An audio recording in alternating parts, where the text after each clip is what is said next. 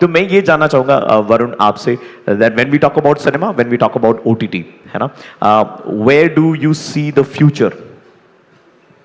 Sir it's बहुत सारे नए माध्यम आ गए, बहुत सारे नए मीडियम्स आ गए हैं एंड फ्यूचर हर जगह है सर। मेरा पर्सनली ये मानना है। I think it's a very good that OTT platforms are making so much content. In fact, not only OTT, sir. There are films, there are OTTs, there is obviously television. There is also now micro dramas, and there is content creation. So there is so much of content. इतना सारा content है consume करने के लिए, और जब इतना सारा content है consume करने के लिए, तो उतनी ही ज़्यादा employment भी है।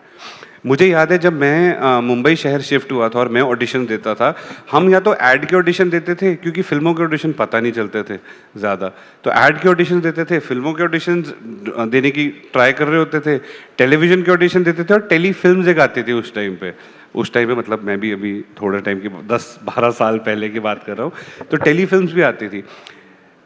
OTT के माध्यम आने से कितने सारे एक्टर्स को अपॉर्चुनिटी मिली है काम की, कितने सारे टेक्नीशियंस को अपॉर्चुनिटी मिली है काम की, कितने सारे क्रू को अपॉर्चुनिटी मिली है काम की। तो OTT एक का भी मुझे लगता नहीं है कि कोई सैचुरेशन पॉइंट है, वो ever lasting long lasting content creation की स्पेस है। एंड सिनेमा, मैं सच बताऊं सर, तो मेरा मानना है कि सिनेमा और क्रिकेट दो ऐसी चीज़ें हैं जो हिंदुस्तान की रगों में है, वो हमारे मतलब खून में है। हमारे लिए ही शनिवार और रविवार की जो शाम होती है, या तो वो बच्चों के साथ पार्क जाना होती है, या सिनेमा जाना होती है, फिल्म देख के आना होती है, majority of the country I am talking about, या फिर एक अच्छी कोई डिनर होता है या शॉपिंग करने का होता है। तो बहुत ही हम सारे जो खुशियाँ ढूंढते हैं, छोटी छोटी चीज़ों में ढूंढते हैं, और ये बचपन से ही हम करते आ रहे हैं। तो इसका ऐसे नहीं है कि OTT टेक ओवर कर लेगा या फिर सिनेमा नहीं है।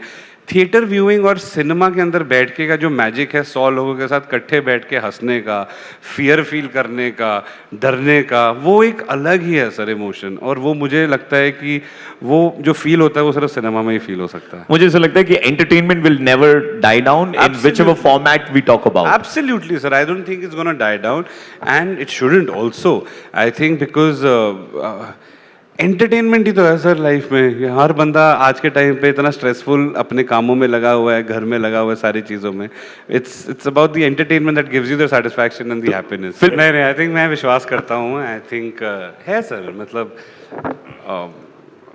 हाउ डू एक्सप्लेन, विश्वास ही है सर हर चीज़ में। आई थिंक जो भी आप चीज़ में विश्वास करते हैं, जो आपको बचपन से सिखाया गया है, बचपन से आप देखते आ रहे हैं। मैं जलंधर से, मेरा जन्म स्थान जलंधर है पंजाब में, तो बहुत ही एक बेसिक घर से आता हूँ सर मैं।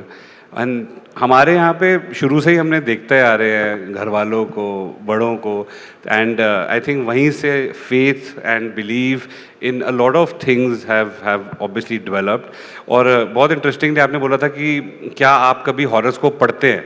हाँ, आई थिंक स्कूल में अगर आपको कोई क्रश होता था और आपको कोई बताता था कि एक्वेरियस का सैजिटेरियस के साथ बहुत अच्छा नाता जाता है, तो मैं तब पढ़ता था। मैं उससे पूछता था आपका बर्थ डेट क्या है, तो वो बताते थे कि 23 नवंबर। फिर मैं पढ़ता था, अरे यार सैजिटेरियस के साथ मेरा चलेगा नहीं चलेगा। तो आई थिंक वो एक बहुत ही innocent cute love story horoscope के थ्रू एक्सप्लोर करने की कोशिश करता था मैं स्कूल में। और साथ में फ्लेम्स तो था ही। याद है आपको flames? Yes, friends love enemy marriage sister. हम सब ने किया है, तो ऐसा नहीं है कि कोई भी अछूता रहा है इनसे।